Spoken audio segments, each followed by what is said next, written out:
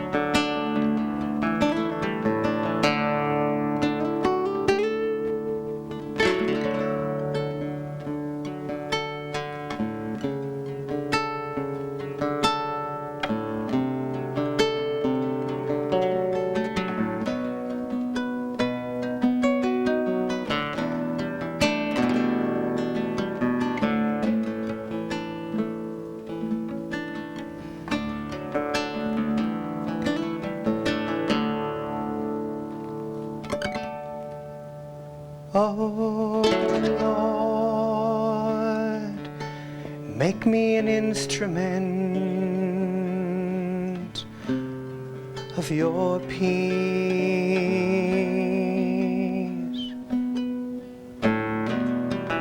Where there is hatred, let me bring love.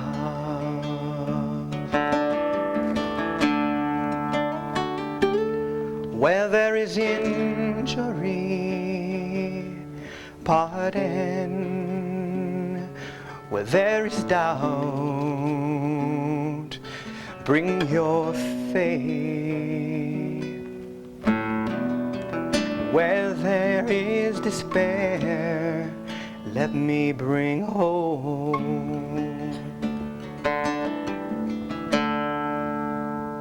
Where there is darkness, let them see our light.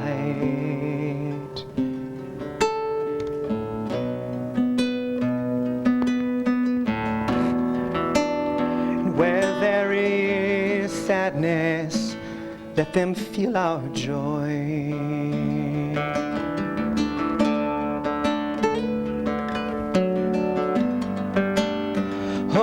Divine Master,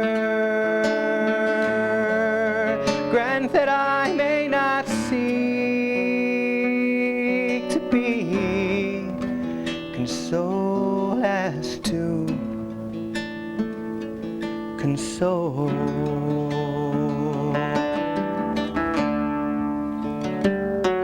To be understood as to understand, to be loved as to love. Make me your instrument, oh beloved.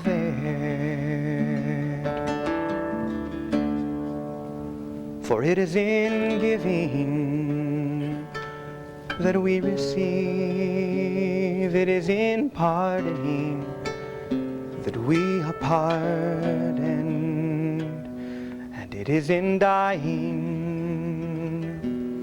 to ourselves that we live. Oh Lord, make me an instrument of your peace. Oh Make me an instrument of your peace, of your peace. Make me your instrument, an instrument of your peace.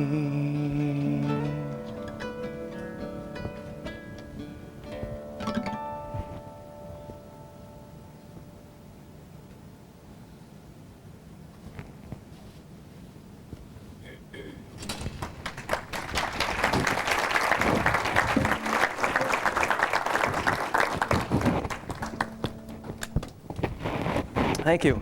Can everybody hear me okay? How was the sound? Good. All right. So as I said, I think that song in many ways sums up what I'd like to communicate, and most importantly, it sums up an experience I would like to tell you about that began about 3 years ago and is continuing today and has changed my life, and I'm hoping that in some way could inspire you to look at things from a different perspective. But before I tell the story, I think I'd like to make a statement that I think will weave into this after the story, because even though the story itself is fascinating and fantastic and very exciting, I think it's the message of the story itself that I would much prefer you get. In fact, if you don't want to believe the story, that's fine with me. In fact, believing the story is not the important thing, but I do hope that you'll believe the message itself, because it is very true. And the message itself is essentially this. Every moment we have a choice. We have a choice between one of two emotions, one of two experiences. In fact, ultimately, there are only two emotions, and everything else is a derivative of one of these two emotions. And every moment we have a choice between one of those two. And those two emotions are love and fear. And the choice that we make every moment influences and decides upon the world that we're going to perceive. Literally. Not metaphorically, but literally. So I think that's ultimately the message of all this, and it's a real challenge. It's a challenge to me, and it's a challenge to all of us every moment, to realize that within my mind, I do have the power to create the world. And if that's true, I have to take responsibility for the world that I'm perceiving now. And if that world that I'm perceiving now isn't what I want to be perceiving, I have to realize that in my mind is the choice to change that, simply by changing the decision from fear to love. So ultimately, that is the message. And now I'll tell you a little bit about the story, because the story itself of how this began to come to me is a bit fascinating. There's actually a book that's written about it called Emissary of Light, which I do have some copies in one of the tables in the back, which I'll be in the back there after this talk for a while, and then again tomorrow morning. The book is, I just found out recently, is being turned into a major motion picture. So that's exciting. And also, this is the paperback copy, which has been out for a year. What is that? Hold it up. Oh, the book? How's that? The hardcover, which will be published by Warner Brothers, will be out next month in stores everywhere. So this is the story of the Emissaries of Light. And the story itself begins, for me, about 4 years ago, when a friend of mine gave me a copy of some peace prayers. They were actually the peace prayers from the 12 major religions of the world. The Hindu prayer, the Christian peace prayer, the Muslim peace prayer, and all of them. And after about a month of having them in my drawer, I finally took them out one day and began to read first the Hindu prayer for peace. And as I began to read the prayer, I heard the music as if it was just floating through the air. And I picked up my guitar and just began to play it, and it was one of the most beautiful songs I'd ever heard. The words begin with, "O God, lead us from the unreal to the real. O God, lead us from darkness to light. O God, lead us from death to immortality. Shanti, Shanti, Shanti unto all." And with that came the music. And I was so excited when it was over that I began then to read the Buddhist prayer for peace, and then the exact same thing happened. And then the Muslim, and then the Christian, and one after another, until within about an hour period, all 12 peace prayers were arranged to music.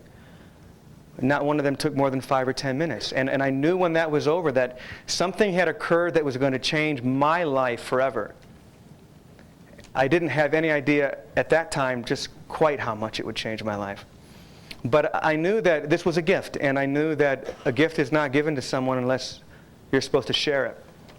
So I began to travel at that point around the United States initially, performing the peace concert, or those 12 prayers. My idea was to show through music, and as I said, music has a way of sliding past the intellect to that place of experience, that place of understanding. But the goal was to show how spirituality, religion, is always about peace and never about conflict. And that if we look at the peace prayers from all the world's religions, we can see that we all want the same thing, every person on the planet. We all want inner peace. So that was the goal, and I was then invited to do a tour of Europe. This was the summer of 1995. There were several concerts booked in Germany and Italy, and I decided that while I was in Europe, a peace troubadour, which is what I was commissioned, should be willing to go to where peace is needed. And obviously in Europe, especially at that time, it was in Bosnia and Croatia. So I began to hope and to put forth the energy to try and get a concert booked in Bosnia, to do the peace concert there, to extend that message. And nothing seemed to be happening until about 2 days before I was to leave Europe, when I received a fax from a peace organization in Croatia saying that they would be happy to sponsor me and invite me over there. And to make a long story short, after doing the concerts throughout Europe, I took a train into Croatia, having no idea really what the war was even all about. I knew probably as much as most of you know. The sketchy things that we see on TV, which are in many cases not the facts at all. When I got over there, I realized that it was a whole different situation. And yet when I got there, I didn't really know what it was that was going on. In fact, I didn't really care too much about the politics of the Balkan War. To me, this was just about the music. It was just about extending this message through song. But after doing a couple of concerts, I found out that wasn't really the reason that I was invited at all. That there was a whole different reason that I was brought to Croatia and to Bosnia, that I wasn't told until the very end. Even though I was having some very interesting dreams, and my intuition was telling me throughout the whole experience that there was something going on that I wasn't being told. Finally, one day, about a week before I was to go back to Italy, I was told of a secret community that is said to exist in the mountains right along the border of Bosnia and Croatia. This secret community was known as the Emissaries of Light.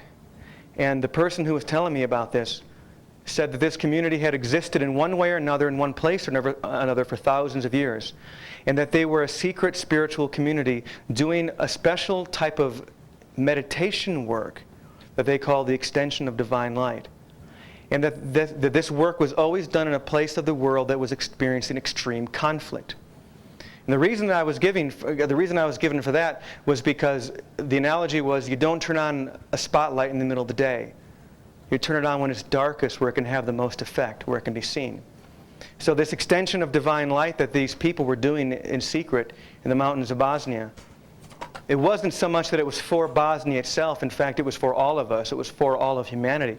And yet it had to be in a place of such density, energetically, that the effects could not be felt by all of us, because it would just come forth with such force and such brilliance that all of us somehow, in our core, in our essence, would feel that.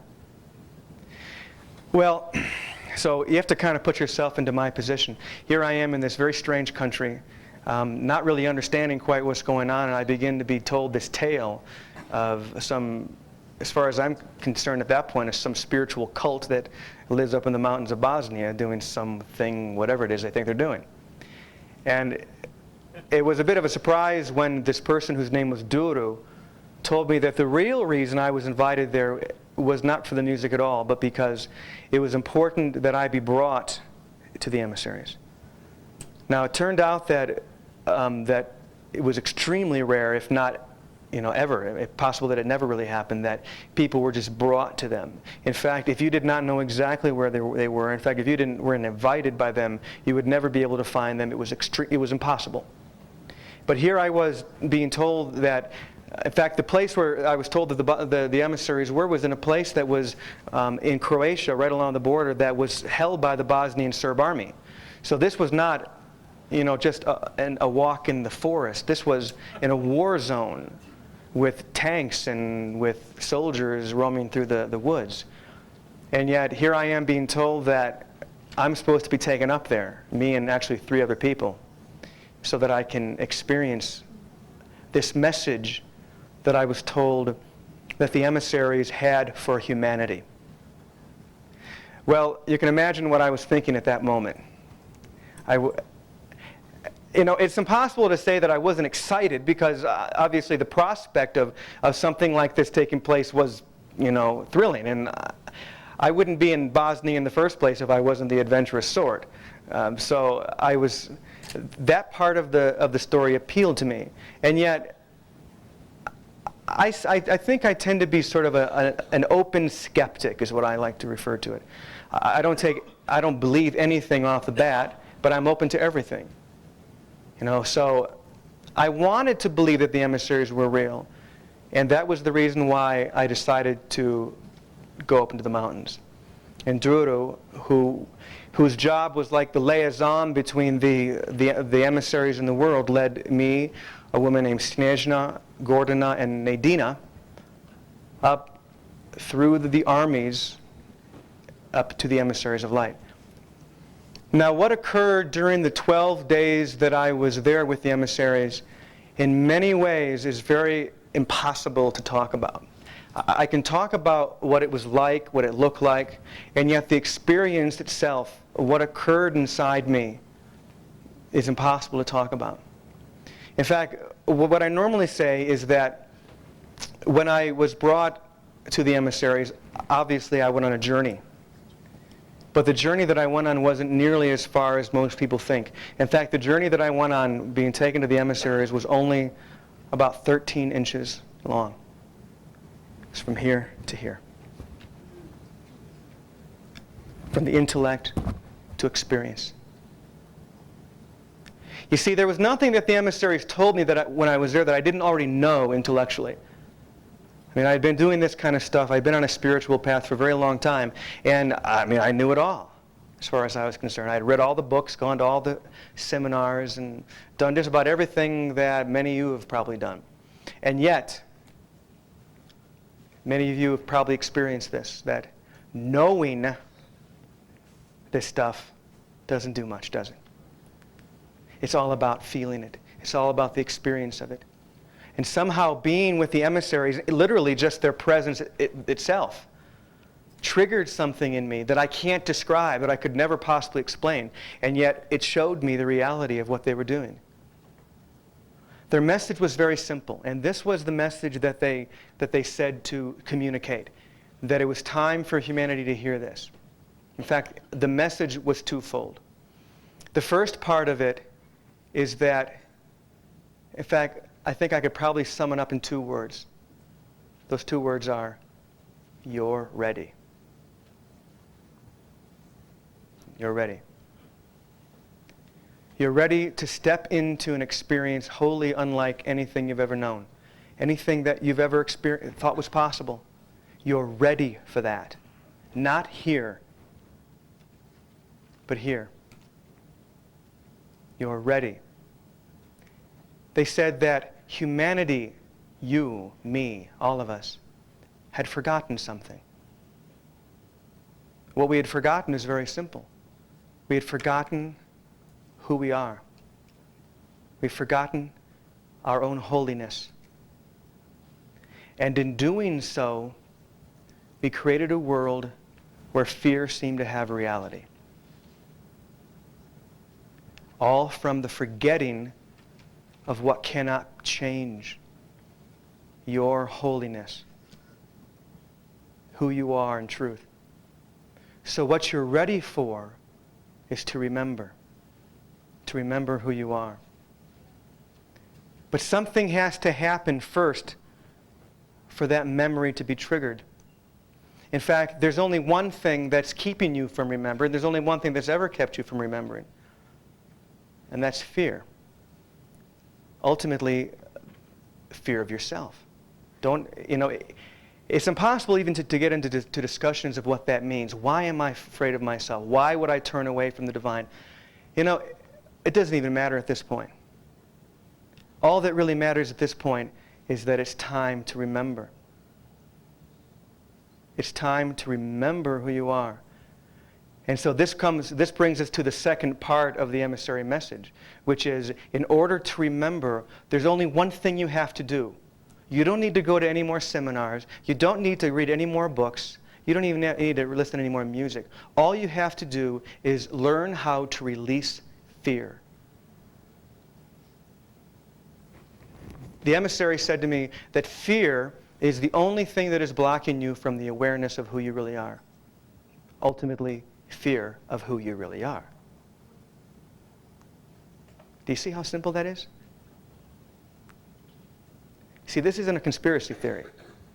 I'm not up here trying to get you to be worried about this or that. The only thing I'm here to do is to tell you how holy you are.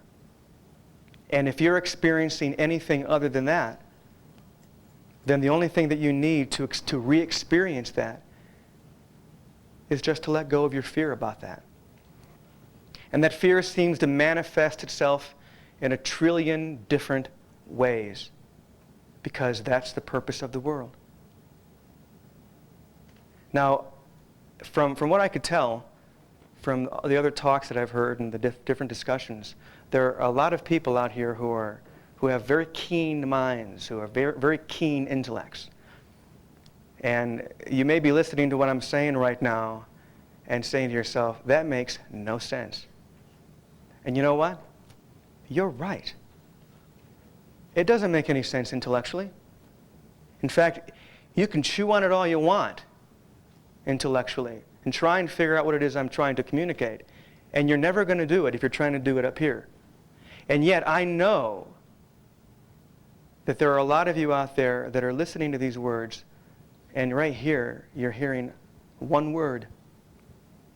Yes. You're feeling it. That's not an intellectual thing.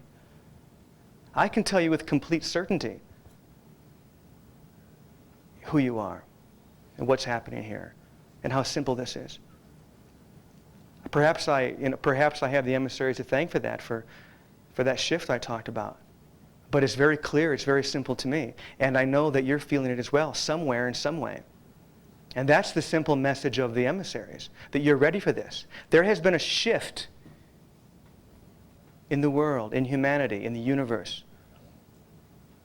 A shift in perception.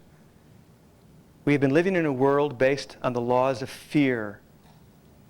And the shift is simply the shift into the experience of a world based on love. You're ready for that. If I could sit up here and just say two words, those are the words. You're ready. If you walk away from this talk and you think I'm a total nut, please walk away with those two words. You're ready.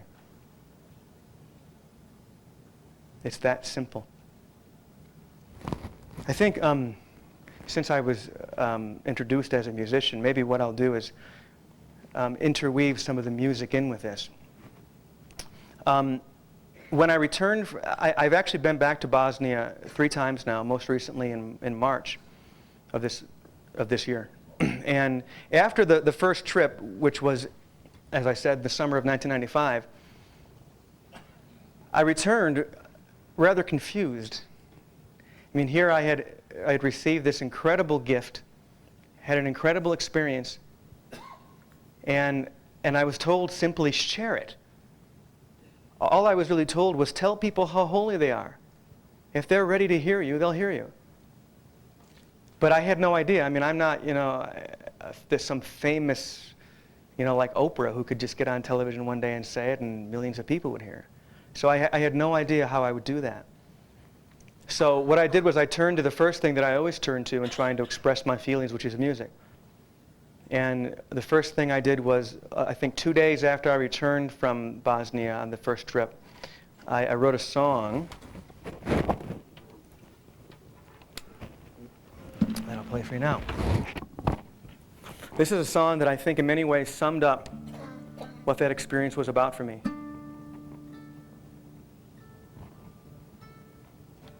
And I think probably sums up those 2 words as well. Love is the way that we hold on each day to the hands of each other, every sister and brother. Love is the answer to the heartache and the cancer, to freedom and laughter, both here and ever after.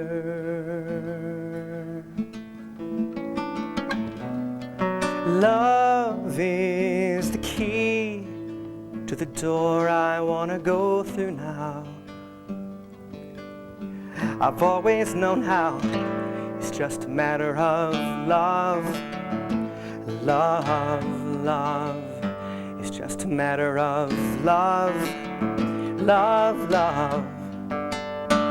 Just a matter of love, love, love, here and now.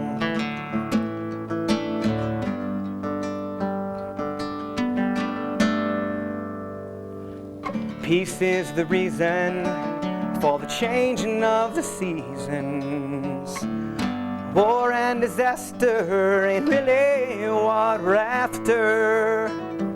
Love is the way that we claim our right today to a world without violence, where all weapons are silent. Love is the key to the way that we're living now. Oh, we've always known how. It's just a matter of love, love, love.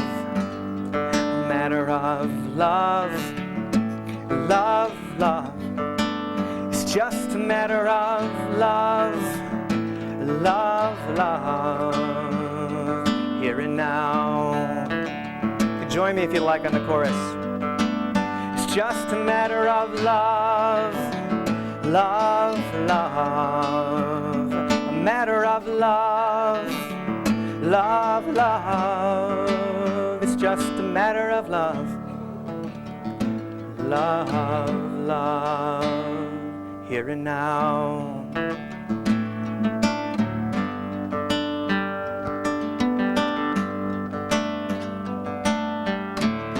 Just can't hide from the fire anymore. Ain't no sunshine when we're gone home. Tired of watching my world at war. We fought this battle for too long.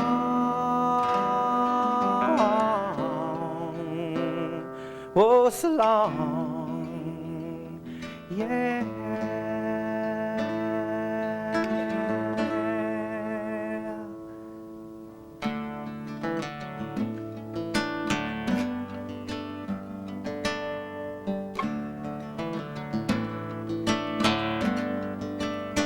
Just a matter of love, love, love. A matter of love, love, love. It's just a matter of love, love, love.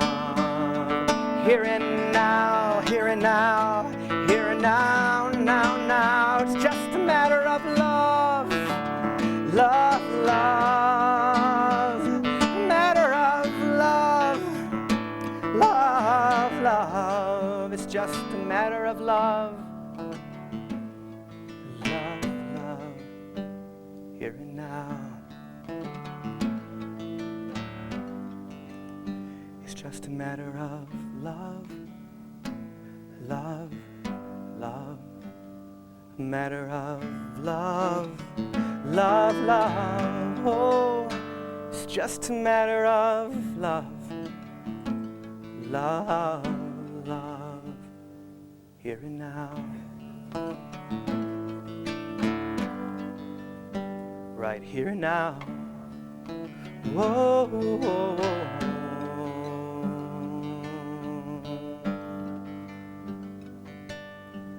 And in the end,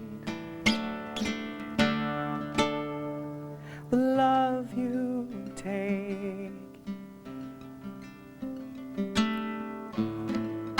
is equal to the love you made.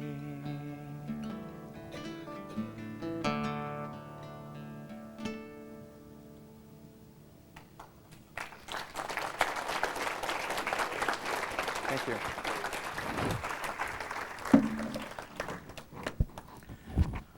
So, I guess what's been happening here is I've been kind of weaving the message into the story itself. I kind of thought they might be separate, but I guess it just goes to show you that nothing is separate, and that's the real message. And I have certainly discovered how people respond to stories. We live for them. We live for adventure. We learn more from stories than we do from anything else. That's why Christ talked in parables. That's why every tradition uses stories to help us to learn a lesson or to learn a parable. So like I said before, when I began, the story is not the important thing about this message. And yet, for many people, the story itself is what hooks them. And there's nothing wrong with being hooked. So I think maybe what I'll do is tell you just a couple of other quick stories of what happened when I was actually with the emissaries, because many of the things that occurred while I was there were, talk about, trying to understand things with the intellect. It was completely impossible.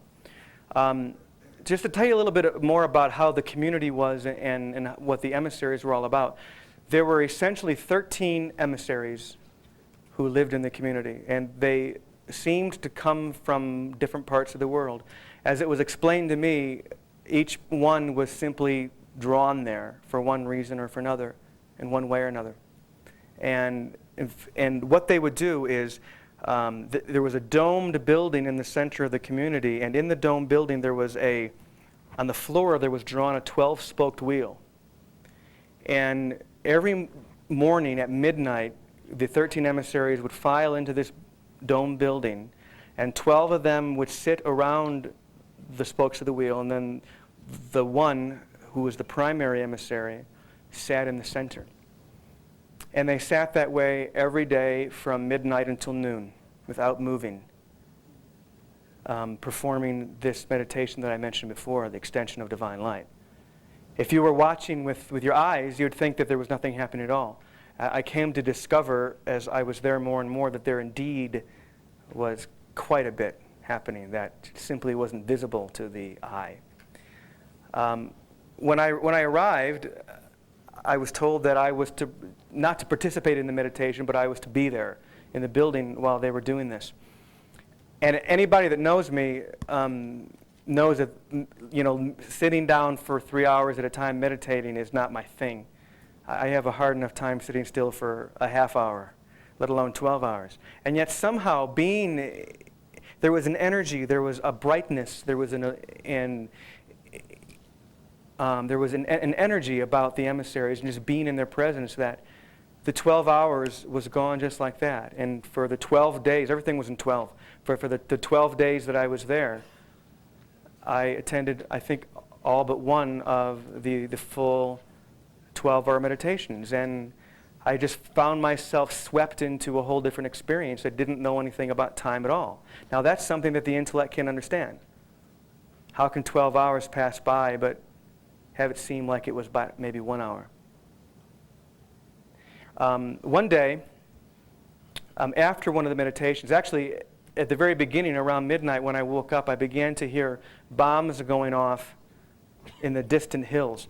And I was told when we first arrived that we were very near two areas that were, two towns actually, that were held by the Bosnian Serbs. And before I had left to go up into the mountains, I was in Zagreb, and I went to the American Embassy, and I found out that there was a warning for all Americans to leave Croatia, because they knew that there was an offensive coming. In fact, you may remember this. When the Croatian army had been amassing their weapons for 4 years, preparing for this major offensive to push the Bosnian Serbs out of the parts of Croatia that were still occupied. And everybody knew it was coming, and they knew it was coming very soon, but nobody knew quite when. So when I woke up to the sound of bombs going off, the first thought was, the offensive has begun. And we couldn't have been in a worse position. Where we were was actually right on the border, so if the Croatians were able to be successful in pushing the Bosnian Serbs out, they would have to literally come right through us to get back into Bosnia. And so I knew that there was certainly a danger present. The bombs were going off on and off throughout the entire night, throughout the entire 12-hour meditation. But by the time noon came, it seemed to have stopped for a moment. And we left, and there were also attendants there whose jobs were to just take care of the emissaries in different ways. And so I was having lunch with the friends that I went with and also the attendants when one of the attendants came in and told all of us to come outside and to lay flat down, face down on the ground. And he said, no matter what happens, do not move. Now at this moment, there were no bombs going off, everything seemed quiet, but there was an urgency to what he was saying that made us rather quickly come outside and lay flat down. And maybe 15 minutes went by when nothing happened, but maybe about 15 minutes later I began to hear what sounded like motors in the woods.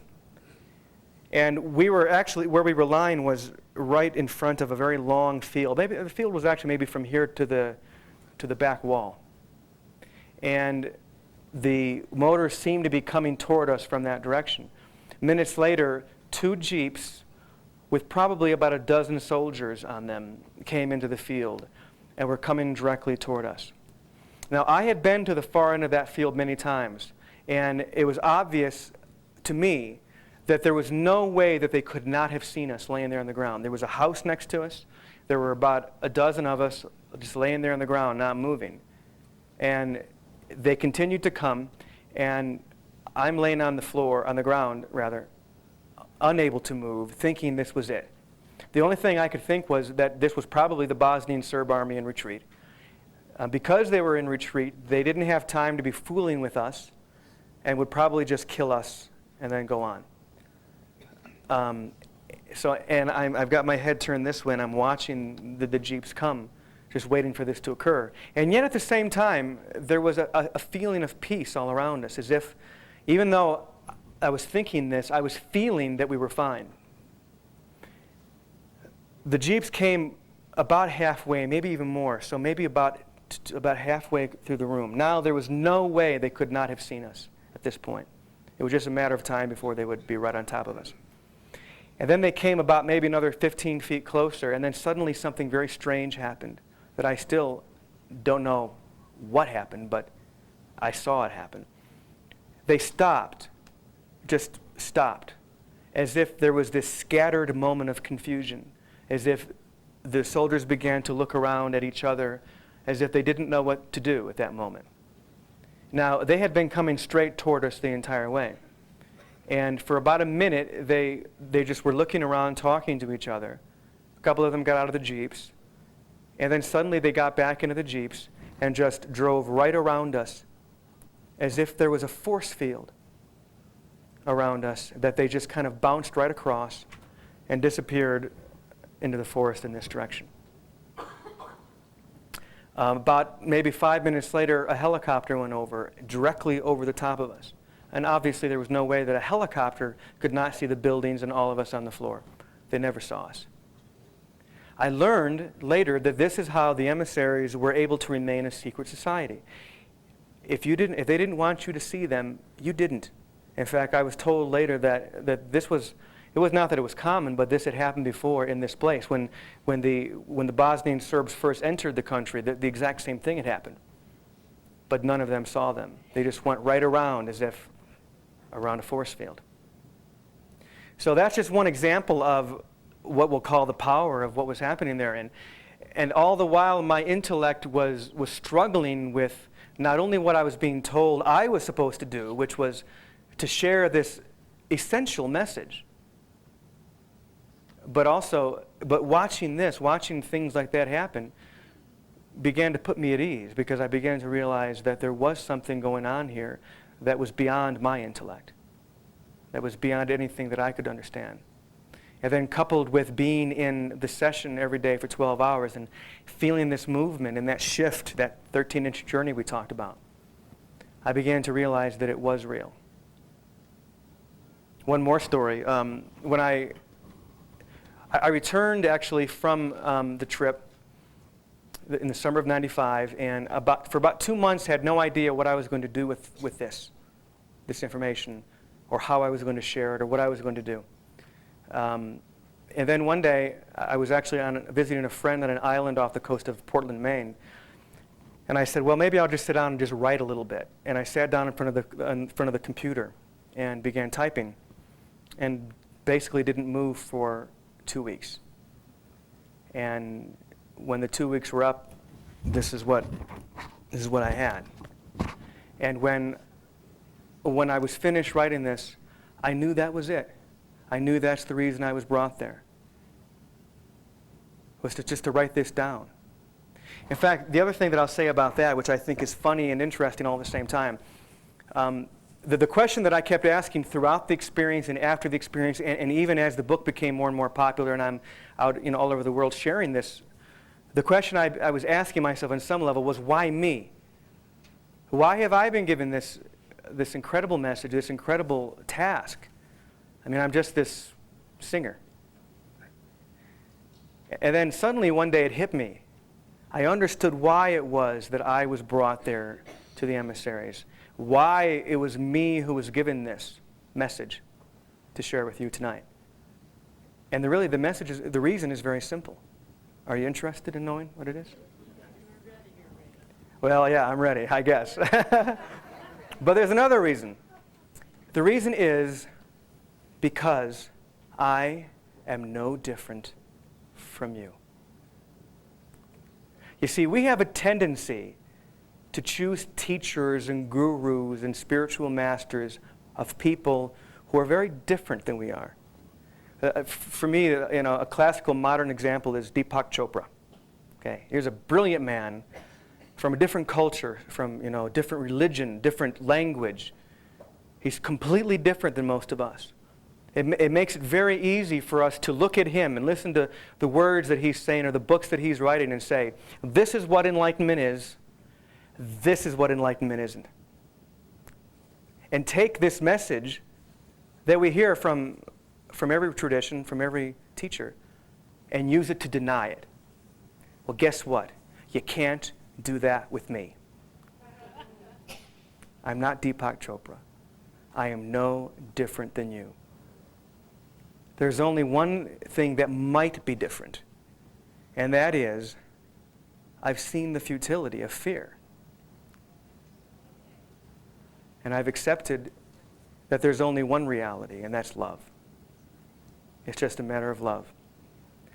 And when I began to do that, when I began to internalize that and to experience that, the world changed.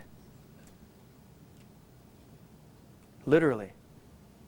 The world that I perceived changed. And this is the key to the message. You, this moment, whether you want to believe it or not, in fact, I don't even care if you believe this or not. I know it's true for you. You can change the world this instant by choosing love over fear, by blessing instead of cursing. Every moment of your existence, you have an unparalleled opportunity to see the face of the divine in everyone that you encounter. Guess what happens when you see the face of the divine in someone else? You see it in yourself. Right. Is that what you want? Excuse me? Is that what you want? If it's not, that's cool. But if that's what you want, that's how you do it. It's that simple. You know, I said before, if you could just walk out of here with 2 words, well, with one thing, there's those 2 words. If you can walk out of here with 2 things, that's the other thing I want you to walk out of here. For you just simply to realize how simple this is.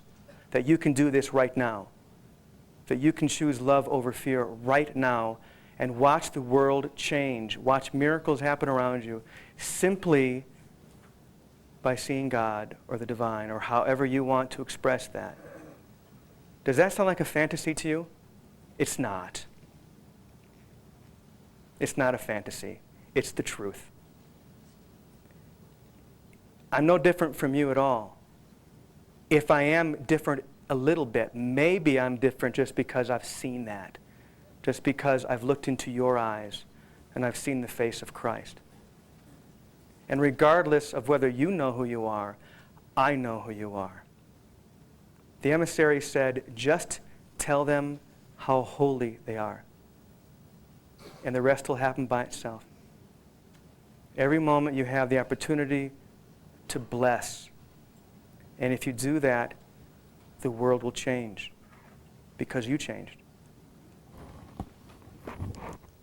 So I know we're coming short on time here, so maybe we'll end with a quick song. And I think I mentioned before that the books are going to be available. I'm going to be back there this evening. My daughter and I, who's back here, will be back. And also, I did have CDs available. Unfortunately, they sold out. And we just finished recording a new album about 2 weeks ago, which will be out in September. And if anybody is interested in that, what we're doing is we're just taking a list with your address, and then we're going to send you one and then trust that you'll send the money. So if anybody feels they're trustworthy enough to do that, there'll be a list at the table which is straight back in that direction that you can sign up for a CD which will be sent to you in September or get a book. And before I play this song, I just want to say that it is such an incredible honor to be in front of you and just to see you, just to know who you are. And if you want to accept what I see, some pretty incredible things are going to happen. But it's up to you. And this song, I think, sums up what we were just talking about, the blessing, how we bless each other. It's called the Servant Prayer.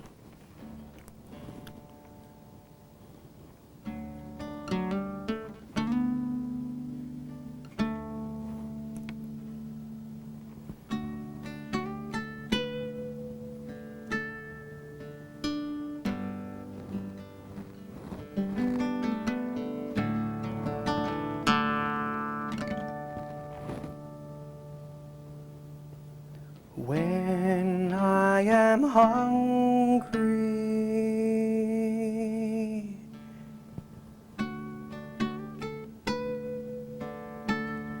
give me someone that I can feed. And when I am thirsty,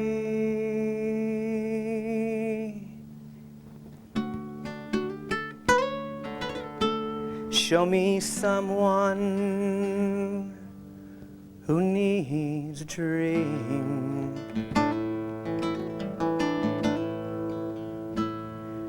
And when I'm cold, give me someone to keep warm. And when I grieve, give me someone to console. And when my cross grows too heavy and its weight I cannot bear, and when I need someone to hold me and it seems no one is there to lighten up my heavy load, give me someone who deserves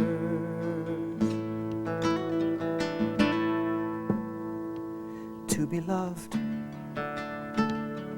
just as I do. Give me someone I can serve.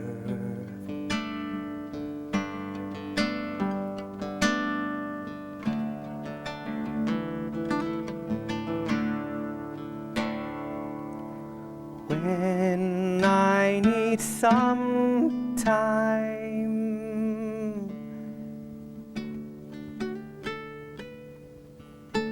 let me sit with one for a while. And when my heart's heavy,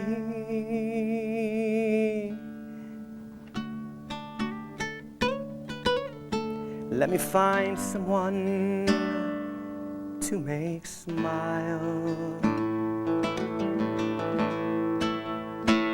And when I'm humbled, give me someone that I can praise. When I need to be looked after, show me someone that I can raise. And when I need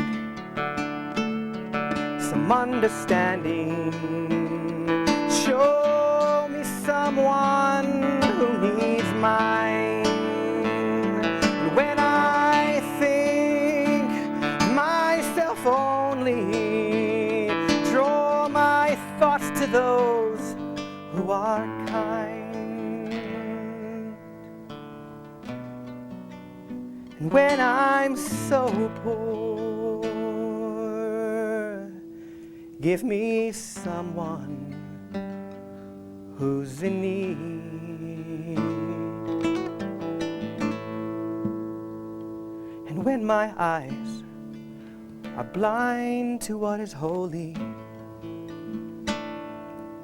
let me see the Christ in each one whom I feed. Let me see the Christ in each one whom I feed.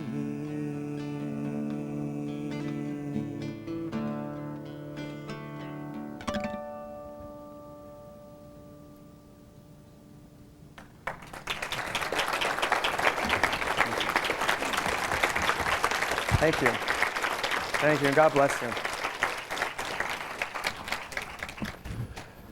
Thank you, Jimmy. James, I'm sorry. We used to be Jimmy, but now it's James. Now, I want to, let's see, just mention that those of you who are going to the workshop can move into the amphitheater. That's across the auditorium, the atrium on the other side. And that'll start in 10 minutes or thereabouts, if you want to do that.